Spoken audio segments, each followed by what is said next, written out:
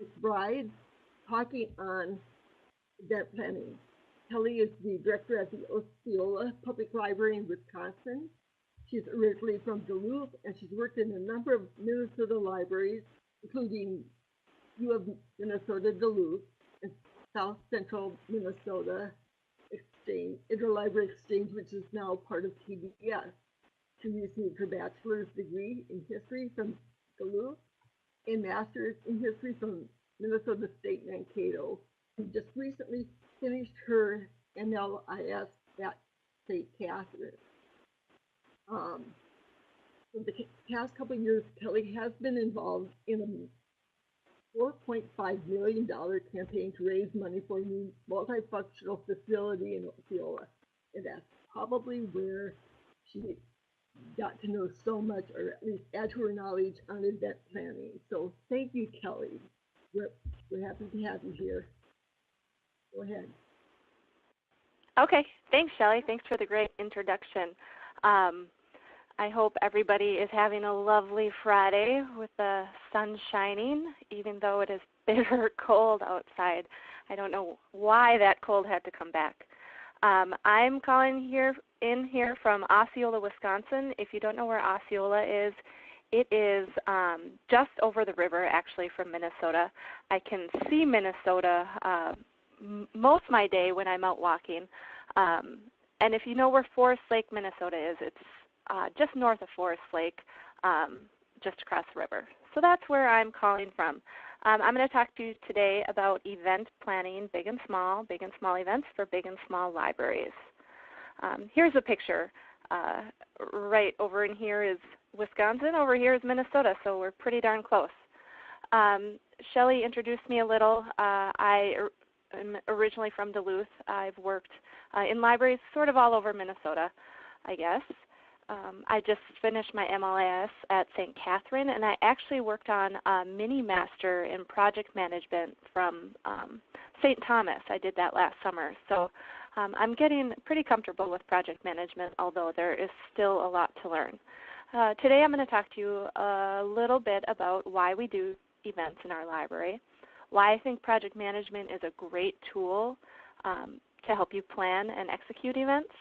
We're going to go through the planning process, a little bit about executing the event, some event wrap-up. I'll share with you some resources, and then hopefully we'll have a lot of time for questions. And feel free to, Shelley, if somebody has a question, interrupt at any time. I'm happy to answer them as we move along here.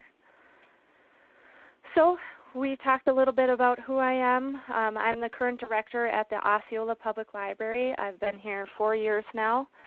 We are working on a $4.5 million capital campaign. We hope to break ground. No, we will break ground this spring. The facility is going to be a multifunctional facility, including a library, community spaces, and a fab lab, which is super fun. I've been involved in the summer learning or reading program, depending on what you call it at your library, for the past few years. I've been the lead on planning that. However, we now have a youth services librarian, so she's sort of taking over this year, which is wonderful. We also have a Rhubarb Days Festival every spring. It's sort of a community festival. No, it is a community festival, but the library is in charge of planning it. And we also do a large Movies Under the Stars program every summer. We have a mobile discovery stream, which is essentially a mobile makerspace, so we're involved in planning that and hauling that all over throughout the summer. We do a lot of events here at the library. We are a small library. We have a small community. It's about 2,600 people.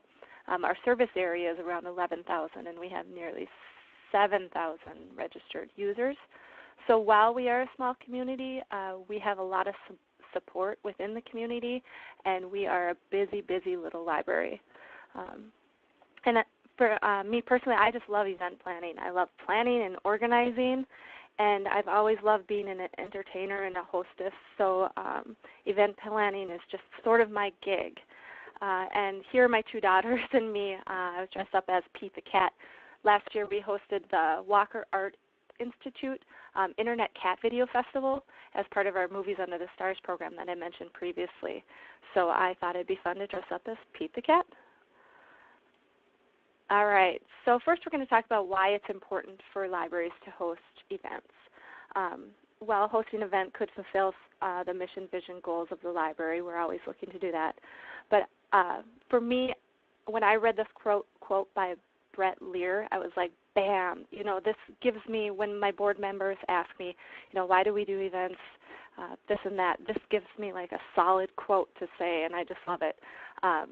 Programming is the process by which the informational, educational, and recreational needs of your patrons are met by bringing patrons into contact with the human resources that are best able to meet those needs. I just love it. Events are pieces of information. Events also provide connection both within the community and can give community members a global connection. Events promote all types of literacy, digital literacy, informational literacy, early literacy, and of course learning. Events can debunk stereotypes. I love when we host kind of a offbeat event or something that the community typically wouldn't expect from a quote library, unquote. And I constantly hear people say, "Wow, I didn't know libraries did stuff like that." So I just love when I hear something like that. I give staff members a high five. It's also important to provide after-school programs for kids and teens, providing a safe and free space for kids to come after school. We don't have a community center here in Osceola, and we don't have any other type of organizations or places where kids can go after school. The library's it. So I really think keeping them active and keeping them coming every day is important.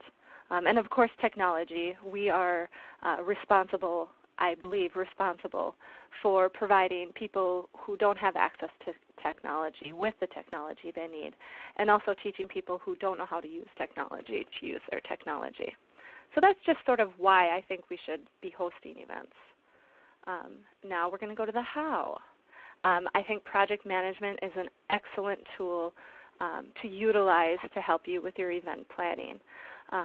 This is a quote from Dr. Malero, who's a professor at St. Kate's, and I actually presented with him on a project management at the Minnesota Library Association conference last fall in Duluth. This is his quote: "Project management is like a bowl of kitties. It just magically makes life better." I haven't found anything about project management that's too magical, but it definitely makes life better. I think project management is a key tool in event planning, and it works no matter your size, whether you're a large or a small library. We are a small library, and it will produce better results for both large and small events. I can't stress that enough. No matter the size event, no matter the size library, project management is the key in event planning. And I just have two examples here. We had an after-school program where the kids made brush bots, and we had about 8 to 10 kids. And there was planning involved. We have to buy supplies, plan for how many kids we're going to have, this and that. And then also we do a kids zone at the Wheels and Wings is a car and air show in Osceola. It gets like 11,000 people every fall, and we get about 750 people through the kids zone there. So that obviously takes a lot of planning. Just some benefits of project management: it provides clarity and focus.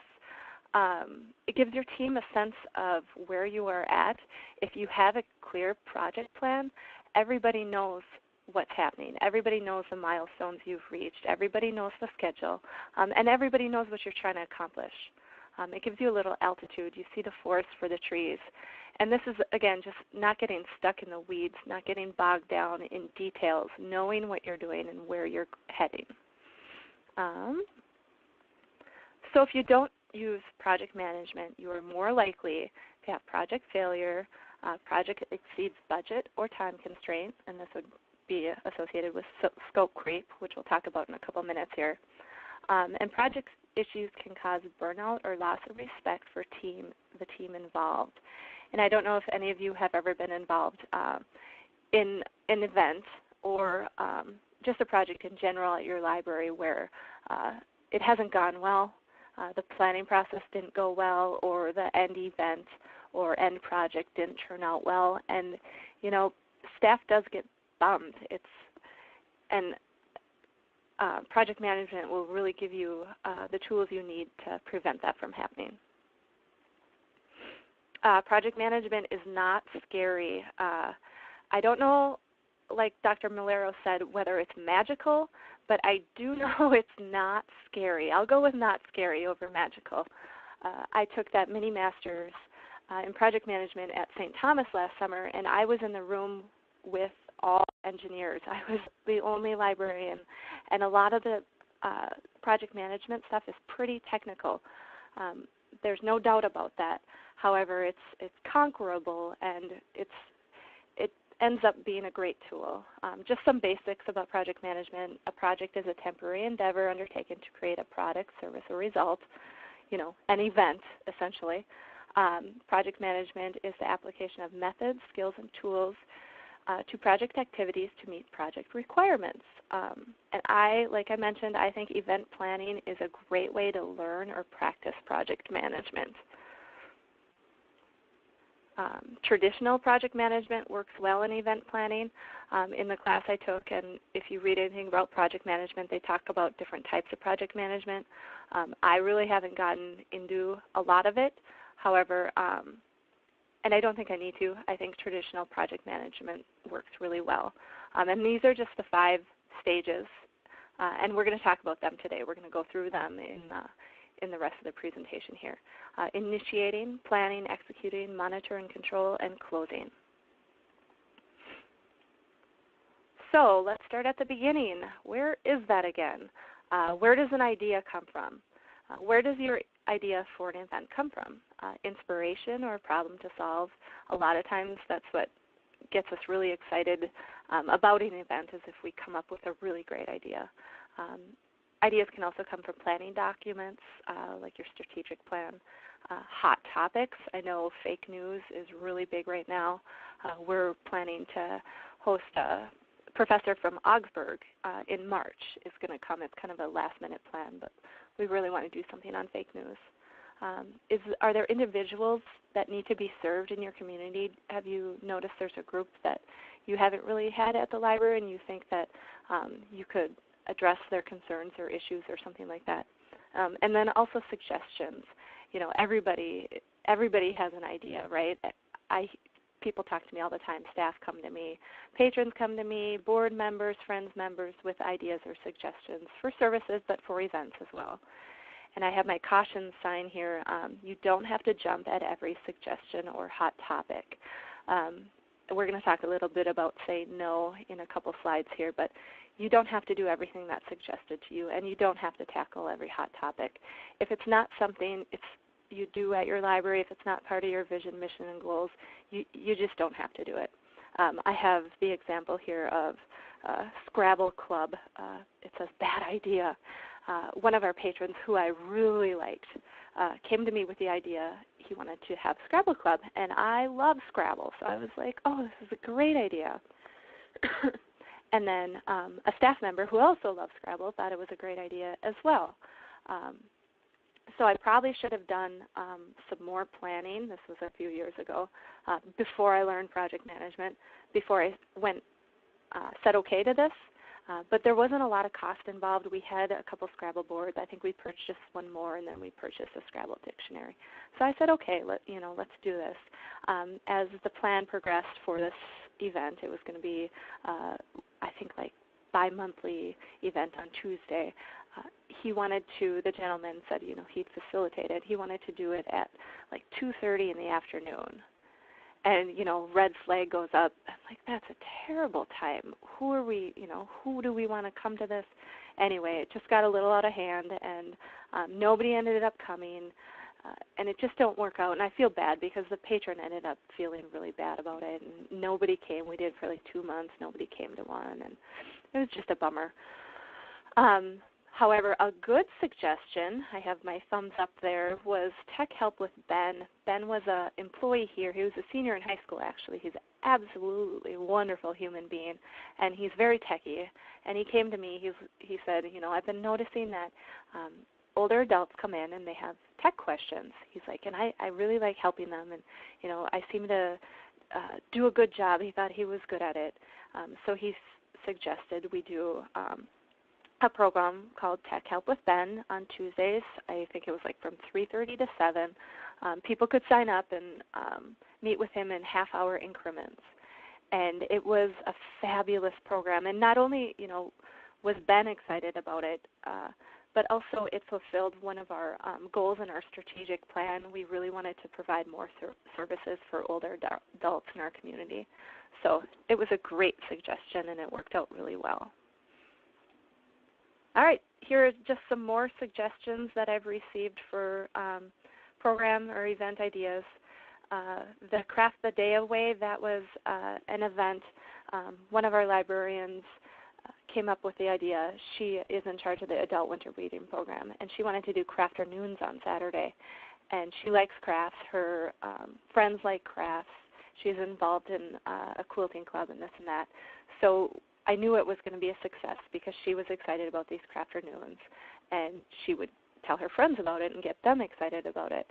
Well, another staff member had learned book folding, so they teamed up and did a book folding crafternoon, and it was wildly popular because they were so excited about it that they told their friends, and their friends told their friends, and so it worked out really well. A couple others good suggestions by staff were The Sky's the Limit and Growthology. These were two ideas that the first one, Growthology, the two employees were still in high school when they suggested this. And I was a little leery of, the high schoolers doing an event at the library, but they put together a plan and, had a supply list and the budget and the time and all these things, and they did a terrific job. And a couple years later, they're both in college now. They did the Sky's the Limit program last summer, and it worked out really well. One of the, I have to brag here, one of the girls who planned this event is physicist at MIT, so she was perfectly capable of doing this. A couple other programs that patrons have recommended. The author on the bottom there, Sarah DeLuca, came to me and wanted to speak at the library. So I teamed her up with our friends group, and they've done two programs with her speaking. She's had a number of books published, but it was a great program, really well attended. And then the top here, Reading with Murphy, a local kindergarten teacher came to me and her and her dog had just gotten certified. He's a certified therapy dog, and he's just the sweetest. And she came to me, she thought, this would be a good idea, and I knew that other libraries had done it before, and it worked well. Parents are really excited about letting their kids read with Murphy, and he's such a good little boy. So we're in the initiation phase here. We've come up with an idea, multiple ways to come up with an idea. We have our idea.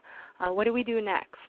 How this process works will obviously depend on the process at your library. We're pretty informal. We do have a proposal document. Sometimes it gets filled out. Sometimes I get an email with everything included that they need to in the email. So depending on your library, the process and document structure will vary. But it should, whatever type of proposal you use, it should include the event name, description, vision, mission, and goals of the event. What is out of scope? And we're going to talk about that in a minute here. Any requirements, all the logistics, any team members that will be involved, a schedule, and a budget. And this should be an iterative process. Whoever is making this proposal should come to the library staff or manager with this idea. You should talk about it.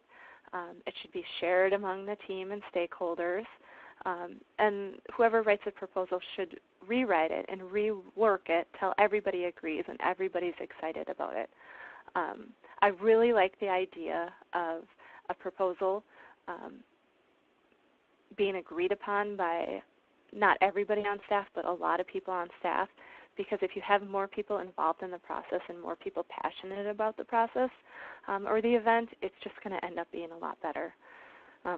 I think a good event proposal and just the process of thinking about the event is really important in large events. All right. So your proposal gets approved. Manager says it's okay, let's go ahead, let's do this. And we get really, really, really excited and just jump in and dive in and don't put a lot of thought into all the aspects of this event. I've done it. I think we've all done it. We just get so excited. We just push forward and do it. I encourage you to stop. Make time to plan to plan. I picture, if you've read the book, What to Do with an Idea, there's the little egg with the crown on top, the idea. I picture myself holding this little egg in my hand saying, I'm going to take good care of you. I'm going to go through the planning process to make sure, my idea comes to fruition. And I like this quote here. I decided to protect it, to care for it. I fed it good food. I worked with it. I played with it. But most of all, I gave it my attention. And that's what I want you to do for your event idea. I really want you to stop and make time to plan. So we're going to talk about the planning process here. You first want to begin with the end in mind. You have your proposal. You've talked to your manager about your vision, mission, and goals, and I really want you to visualize what your end project is going to be and fine-tune those vision, missions, and goals. Begin with the end in mind. This is a picture from Rhubarb Days. Our local Lions group does a duckathon race where community members purchase a duck.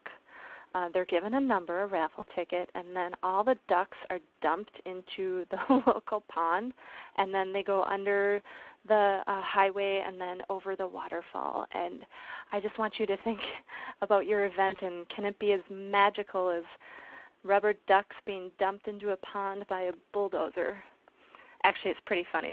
The kids and local community members, it's just a great event.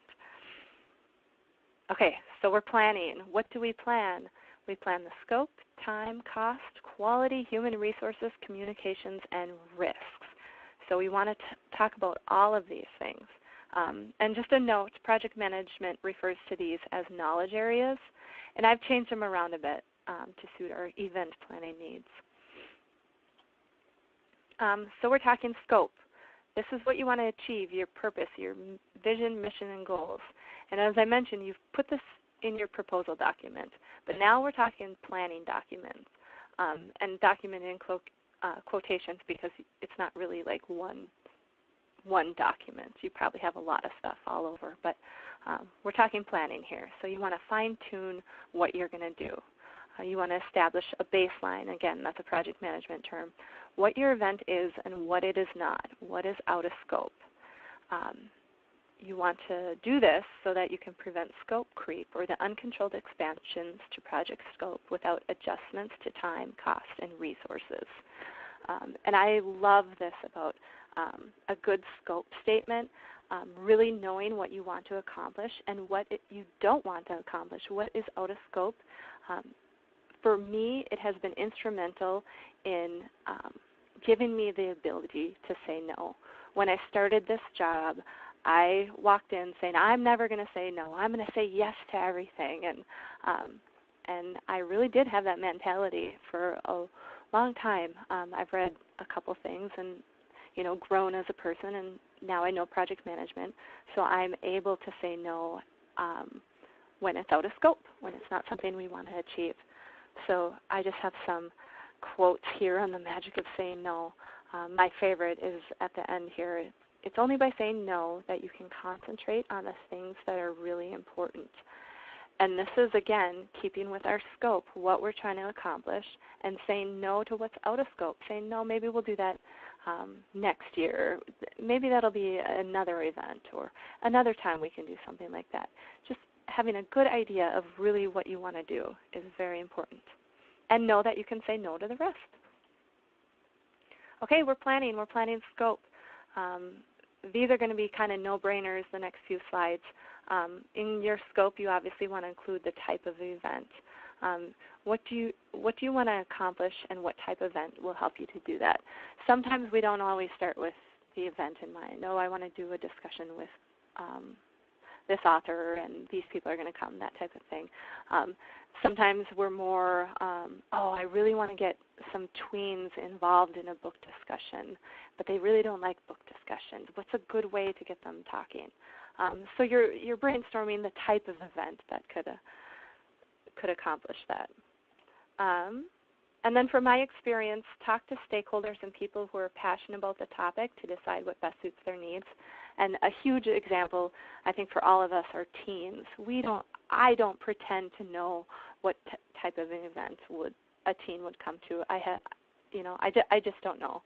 A couple years ago, we created at Osceola here, the Youth Advisory Council, and that's just a bunch of teens and tweens. They meet a couple times a month. And they talk about what they're going to do for their after-hours programs. We provide most of our team programming happens after the library closes on Friday evenings. So they go ahead and plan their events with the help of our youth services librarian. But it works out really well. And be sensitive to the needs and wants of your patrons. I have an example here of our book discussion groups.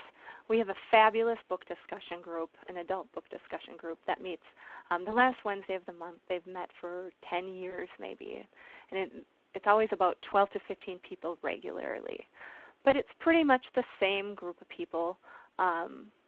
They might, bring a friend, or the friend will bring a friend, but it's like the same group of people, and nobody really new or different was coming to this. And we'd been talking about this for a while. We're like, how can we get new people to attend? Do we need to have a new discussion group? Or, it was just sort of in the mix.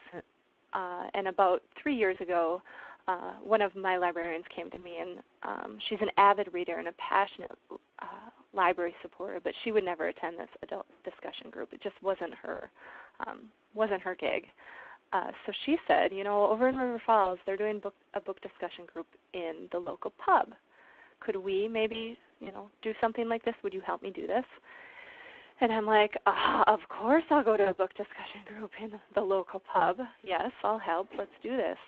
And that was 3 years ago, and it's still going strong.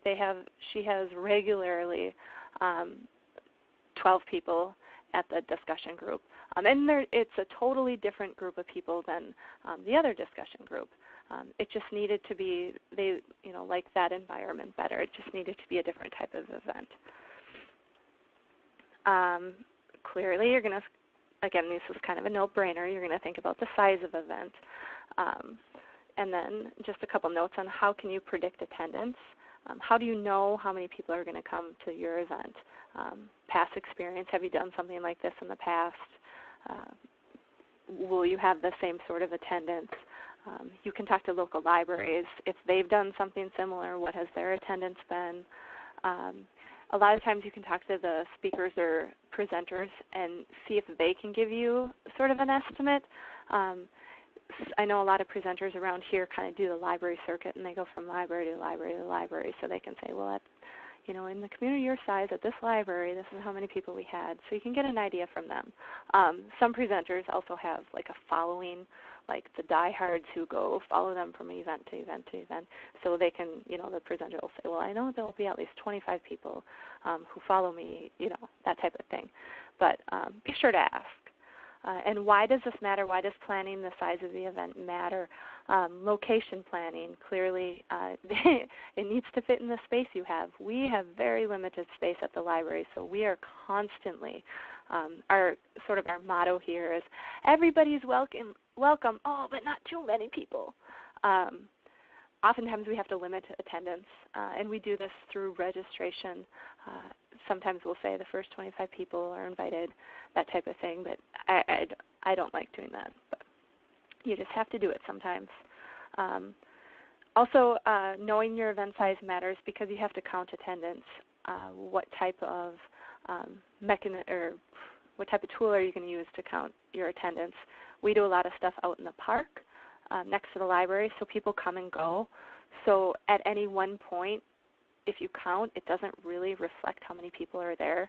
So sometimes we'll put out some sort of flyer, or we don't really use surveys, but a survey could work. But you need to plan ahead for that and know how many to prepare. And obviously, you need to plan your supplies and prizes and whatnot. Okay, we're planning scope still. You want to decide on your event location. And I'm not going to get into a lot of this other than just some things to keep in mind. Weather, I mentioned before that we do a lot of stuff in the park, so we are weather watchers here. And we try and have backup locations should it be bad weather that day. Seating and then the other furniture are things you want to keep in mind. And this, again, sounds maybe like a no-brainer. But seating, we always plan. But the other furniture is kind of the key. And I have that picture here with, I think this is Snake Discovery is who is here. And she is holding a giant snake. If you look at the kids' faces, they're like, whoa. But anyway, she had all these bins. And when we asked her what she needed, she said, well, I'll need a table. And that's pretty much it. So she came and she had all these bins, and we had this measly little table set up, which it wasn't a huge deal, but right before she presented, we were running around looking for tables for her, for all her bins.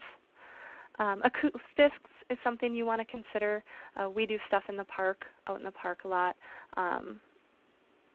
so we just have to think about that. Other equipment, tech needs, that type of thing. And then also space needs. And I don't mean space as in necessarily like how many square feet you need. I mean space as in how much space is the actual presenter going to need. And this picture, I think, demonstrates that we really didn't ask her, do you want kids sitting on the ground? Do you want kids sitting on the chairs? How close can they be to you? And I think this is a little too close. In the past, we've put masking tape down on the ground to give presenters the space they need. Magicians actually need a little bit of space. They like when kids sit on the ground in front, but they do need that extra space to do their magic. And then I just have a note here from my experience. Collaboration can ease some concerns. If you have the opportunity to work with local schools or another entity, they can always help with your space needs. Should it rain, have a rain location, or we don't have enough chairs at the library for our big events, so sometimes we'll team up with the school and they'll provide us chairs. Just that type of thing. It's always nice to work with somebody else. And we'll talk more about collaboration in a minute here. So planning. Planning has two aspects. Planning time, the schedule, like for a big event, what you have to do, and then also planning the time of the event. And speaking of time, I see that it's 9:30, so I'm going to speed up a little to be sure that I get you guys all this good information. And you can contact me if you see an example there you want to ask me about. Go ahead and contact me, and I'll be happy to talk to you about it. So you're preparing your schedule. I have my example here of our Rhubarb Days festival, and you can see all the things that are involved in this. We have entertainment in the park. We have entertainment around town. We have music. There's the duck race. We get all sorts of sponsors. The library puts on a bunch of activities. So there's a lot involved in it. And we do put together a work breakdown structure. That's a project management term. And we have tasks and we have subtasks. We have the Summer Events Committee is in charge of planning everything, but we have the subcommittees who are, say, in charge of all the entertainment in the park. Another is in charge of working with the chamber to find out what's going on around town. And then we have key dates when things need to be completed, and this coincides with dependencies. This needs to be done before this happens. We need all our sponsors secured before we can confirm all our entertainment, before we can have the graphic designer poster, that type of thing. And then just remember when you're planning your schedule that tasks take longer than expected, especially if you're working with so many people. You want to be sure everybody's on task, but there's something always happens and something takes longer than expected. So just count on that happening. And whatever type of schedule you put together for your team members, be sure that it's simple and accessible.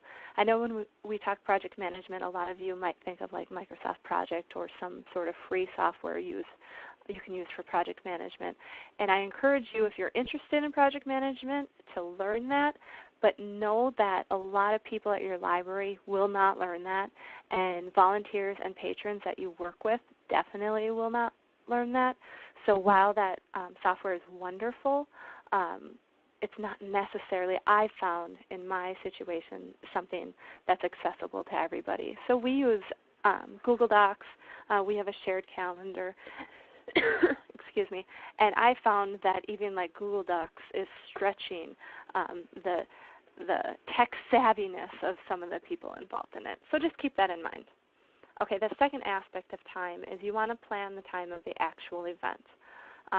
You want to schedule events to coincide best with your target market. We all know this. And here are just Kelly's tips. Give an ending time for teen events, as parents will want to know, or they will be calling you to ask. We have a lot of that. Well, we used to. We've since learned. After the event, we know that we need to allow time for questions, both in group settings and afterward. Something we may not always think about that I try to remember is I try to factor in cleanup and composure time, and this means that, after everybody's asked their questions, that type of thing, we need to get our purses together, we need to grab our books, we need to throw our trash away. Patrons maybe want to use the washroom quick before they leave, so it always takes a little extra. So don't plan your event to end at 7 o'clock if the library closes at 7 o'clock, because you'll drive your staff insane. Remember time for questions. Remember the cleanup composure time.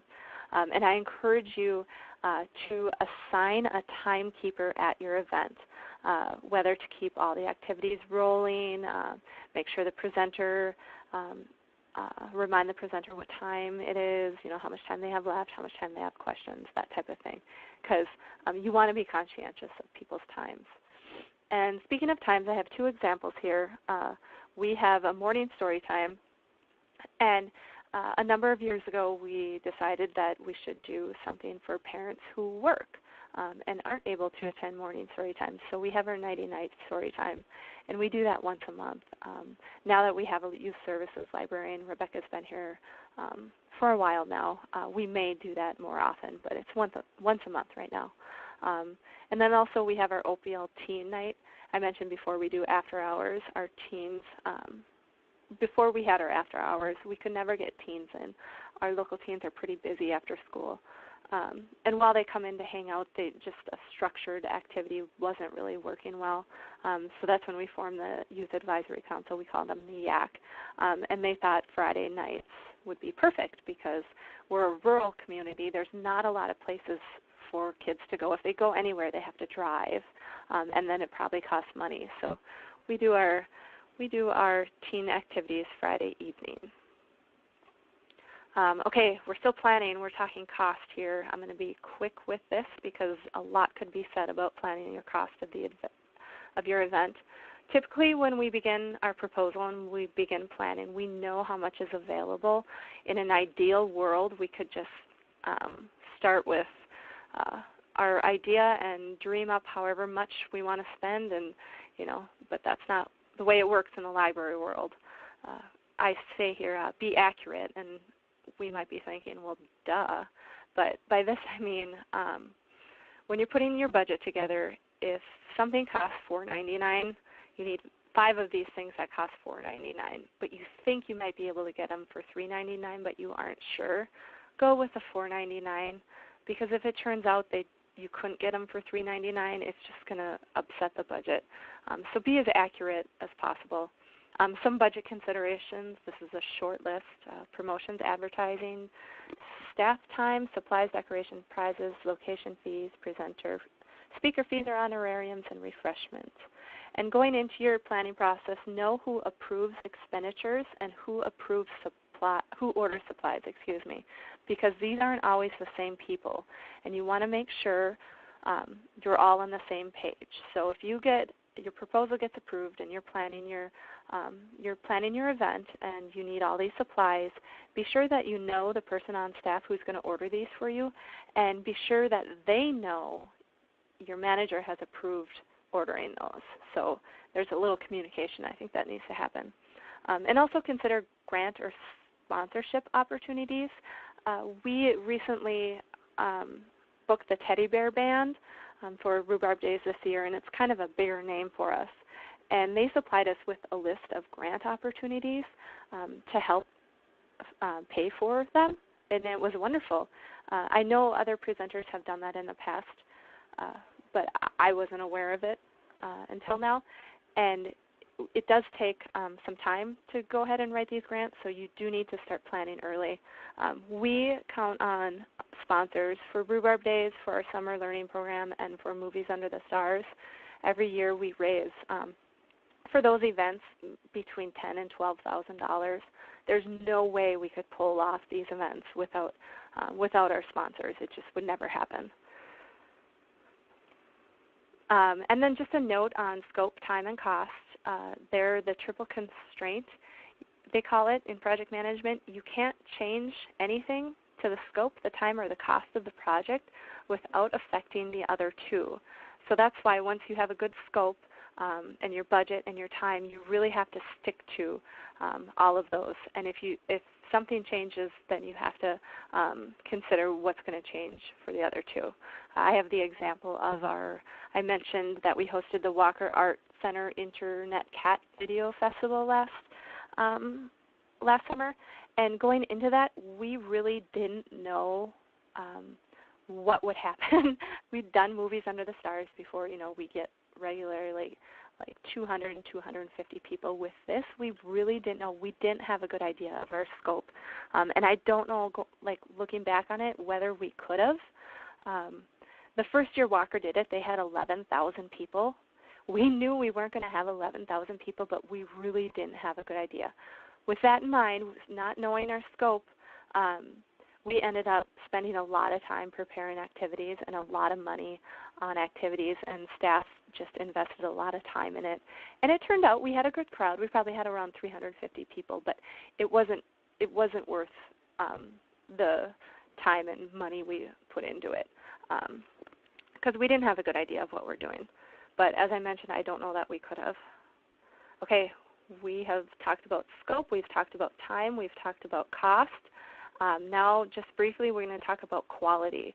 And this is, your vision, what you want to do. Do you want a bulldozer dumping rubber ducks into a pond? Something that magical. What do you see happening? And this is a project management term, the golden rule of quality. And it's just the benefits of quality activities must outweigh the costs. And I have a lemon here because when I was taking the program at St. Thomas, my professor gave the analogy of comparing quality to a lemon and saying, ask yourself, is the juice worth the squeeze?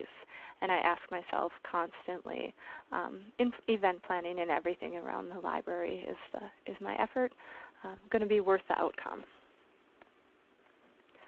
Okay, we're going to talk about human resources quick. When you're planning your staff, you want to consider, when you're planning your team members, you want to consider staff, outside experts, volunteers, patrons, friends, foundation members, teachers, etc. Things you want to consider when you're inviting them to participate. You want to consider their availability, expertise and experience, personality, and their passion for your idea for this event. If it's a big event, you might want to consider org charts and a plan for staff management. All right, and we're going to talk about collaboration a bit here.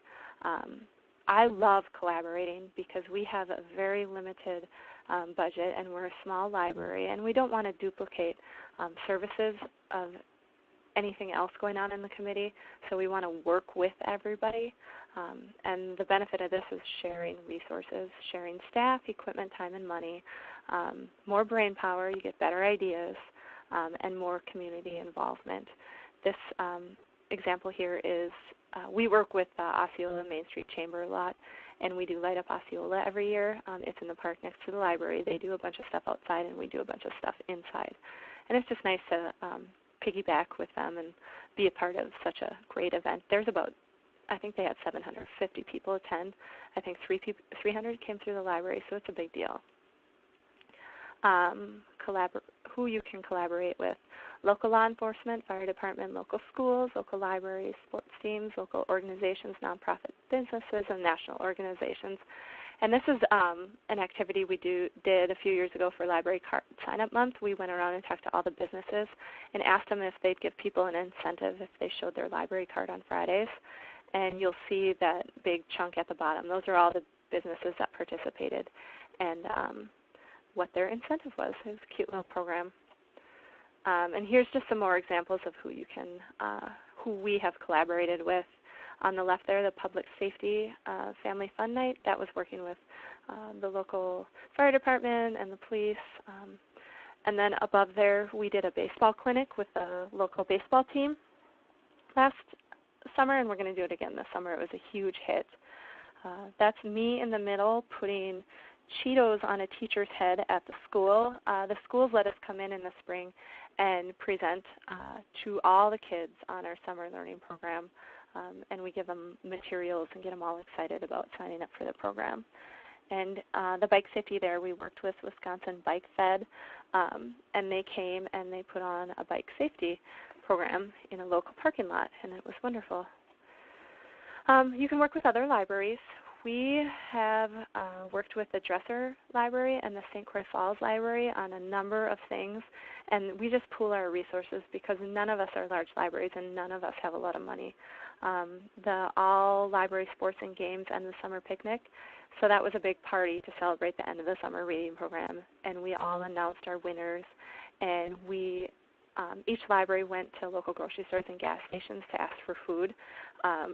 And we ended up feeding like 100 people, and regularly we do every year.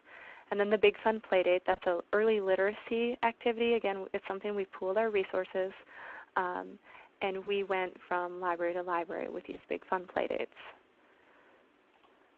All right, more on collaboration. Here are just Kelly's tips on collaboration. Ask early if people want to participate. Have a clear scope statement and communicate to everybody involved. This is really important because I found that everybody is willing to help their local library, and lots of organizations want to help and get involved. And while they want to help the library, sometimes they have their own agenda. They want to advertise their business or whatever it might be. Anyway, if you have a clear scope statement, what you're trying to achieve at that event, it's just important for people to keep that in mind. Make a schedule, whatever, like we talked about earlier, whatever schedule you use, make it clear and accessible to everybody. Highlight the key dates. And maintain the relationship after the event, not only because you want to use them again, but you want to be able to talk about their organization, and you want them saying good things about your organization. So you want to keep the lines of communication open. And you want to be appreciative. Remember to say thank you to everybody who helps you, and say it over and over again. My picture here is Rita Rasmussen. She owns the local Watershed Cafe.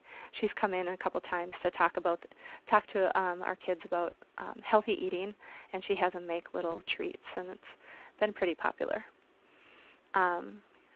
Planning, we are talking communications and public relations, and I'm going to speed up here, so I apologize. I want to be conscientious of your time. It's best to decide early how to handle communications. Consider your team members and company culture, and this again is sort of what we talked about with the schedule. You want a communication system among team members that everybody can access, and it's easy for everybody to use. You don't want anybody to have to learn some new, anything new to have to communicate. You want it to be easy peasy. Chat and messaging systems work well. Meetings, they do work.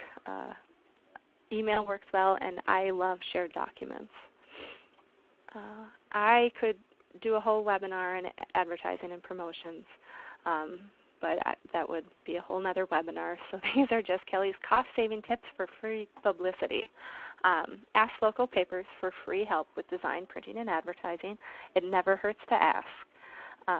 I encourage you to pay for advertising as well because you're supporting your local papers, but also ask what they'll do for you. Ask anyone who prints stuff, T-shirts, promotional signs, etc., for free stuff. There's no there's no harm in asking. Write a lot of press releases and share templates with staff members. Press releases are, free press. If you have a staff member who's a good writer, provide them with a template. Work with them. Have them write you up some free publicity. Send photos and captions to all local papers. Include names of collaborators and sponsors. This is a way to get some free publicity, but also to say thank you to the people who were involved and give them a little recognition. And it's also more likely that your picture will be in the paper if there's multiple entities identified. Social media, obviously, free publicity. Use social media. Yay. And then also word of mouth is the most effective. Talk about your library. I'm very passionate about what we do here, and I'm constantly talking about it, and I get staff excited. And when staff's excited, they tell their friends, and it all works out pretty wonderfully. And then, of course, here's my remember to say thank you. Thank everybody and anybody who helps you. Planning risks. Oh, nobody likes to think about risks, right? Oh, I'm sorry, your phone is ringing here. Always plan for the fact that no plan ever goes according to plan. Isn't this the truth? I encourage you to identify your risks early. Don't put your head in the sand. Identify them and talk about them with your team. And plan a risk response and provide actionable results. So when you're talking about it with your team, encourage them to speak up and tell you their worries, because you want to talk about these things and you want to empower your staff and give them tell them what they can do should this happen. I remember it was my first month on the job here at Osceola, and obviously my first year planning a Rhubarb Days festival, and we have our summer events committee plans the festival, and the head of that committee was also on my library board, and he's a wonderful, wonderful guy. I just love him. He's no longer involved in the planning process, and I miss him. But we started talking about Rhubarb Days. I was getting an idea of what's involved in it, and it's maybe like an hour into the meeting, and I had this concern, and I mentioned it. I said, what if it rains? And the whole group looked at me, and I swear we could have heard a pin drop. Like, oh, what? How dare you mention rain? Because this is an outdoor festival, and we're investing a ton of money into it. And my board member, the head of the committee, looks at me and says, it's not going to rain. I was like, oh, what? And that was it. And so I spent the next 6 months worrying about whether it's going to rain or not and what we're going to do if it rains. And guess what? It rained. It not only rained, it poured. It was like torrential downpour for hours and hours. And we did not plan for that. So had we had a plan for that, it might have worked out a little better, and it would have saved me and staff members a lot of pain and worrying about it. Okay, so we've talked about all the planning aspects. Now you're executing the event, and I purposely left this slide a little white. But congratulations, this is when your great planning gets realized. Hooray! Yay! Now you immediately begin monitoring and controlling. So what do you monitor and control? All the logistics you've planned. Your scope, your time, your cost, your human resources. You want to manage your staff or your team members. You want to manage the crowd. You want to manage time. Remember that timekeeper you set up. You want to manage cost. Are your supplies running out? How are the prizes? Staff time. You want to monitor and control all this because it's important to identify problems early and put those fires out. And just a note here at the bottom, project management refers to a working project manager and discourages you to be a working project manager. So if you are in charge of an event, you should be focused on overseeing operations, monitoring, controlling, and not performing tasks. So you should be monitoring, controlling, and not working at an activity table. And we're not always given that luxury. I know a lot of you, if you're like me, have small staff, but just keep it in the back of your mind. And these are, again, Kelly's tips from my experience, silly tips I thought I would share. When you're monitoring and controlling all the things I mentioned above or previously, here are some other things that I have found. Check bathrooms for supplies and be sure toilets work. You don't want your toilet to give up when you have 300 people coming in and out of your library. Keep tabs on garbage cans. People will find interesting places for trash, gross. If you are doing an event outside, keep your phone handy with the weather app open. That's kind of my life throughout the summer. Have important phone numbers handy. So staff members, let those staff members have their phone in their back pocket so you can text back and forth if you are going to be all over the map that day. Be ready to clean spills, muddy shoes, broken everything and anything. I've gotten some crazy stains out of our carpet here in the library, but I wouldn't have it any other way. Know where you stand on supplies and who's running to get more. And then keep tabs on your staff. Be sure teen employees are not eating pizza upstairs. Don't ask, because that's happened. Okay, event wrap-up, and I see that I'm really close on time here, so I'll be quick. What's measured and improves. So I know after an event, everybody's tired. Nobody wants to talk about the event, but you need to. You want to plan before your event. Part of your planning process, you want to plan how you're going to do evaluations. Are you going to have surveys available at the event? Are participants going to evaluate the event? Is staff, volunteers? Know how you're going to do that far in advance. And my example for Rhubarb Days here is that everybody's burned out after Rhubarb Days. Nobody wants to talk about Rhubarb Days. I have like 40 people involved in the event, plus volunteers, and everybody's just burned out after Rhubarb Days weekend. So I provide a number of different ways people can evaluate and come talk to me. I send out surveys. We post them on the Rhubarb Days website, on Facebook, on the library website. I send it to the whole summer events committee. I also send out personal emails thanking people, but also saying, you know, can you come in and chat with me about it? Can you send me an email, fill out the survey, that type of thing, so I can get their feedback. And then we do sweet and sour discussions. We meet as a library staff, and we talk about, you know, sweet and sour, what was good, what could have been better, that type of thing, as a staff. And then I do plan a summer events committee wrap-up meeting, and I usually do that at a local patio to entice people to come. And we do, again, the sweet and sour discussion. At some point, I compile all of this stuff. I usually give people around a month. And actually, now that I think about it, I think I do my last report to my board in August on Rhubarb Days, and that's, you know, I collect all that information, give my board a report. And just a note on self and staff evaluations. I love self-evaluations. I hate staff evaluations, although staff members, a majority of them like them. The rest detest them. But if you plan on doing those, be sure to foster trust by creating a safe place to try new things and make mistakes. So if something didn't go well, obviously you don't want to rub anybody's nose in it. You want to look at it like, okay, what can we do better next time? So just keep that in mind. And again, remember to say thank you to everybody involved in the process. All right. So closing thoughts.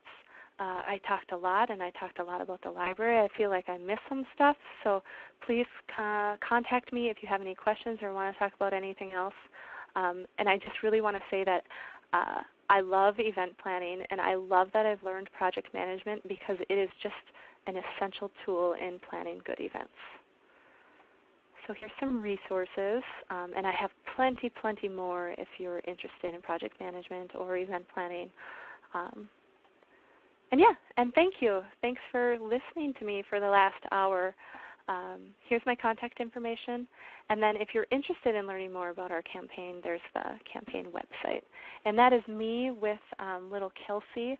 She was when I first started here, she was one of my first story timers. So she completed her 1,000 books before kindergarten. So I wanted to share that picture.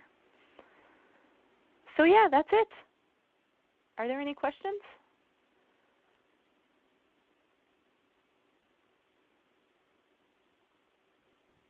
I am not seeing any questions in the chat box. That was really Okay. great. I enjoyed it quite a bit. Thank you so much.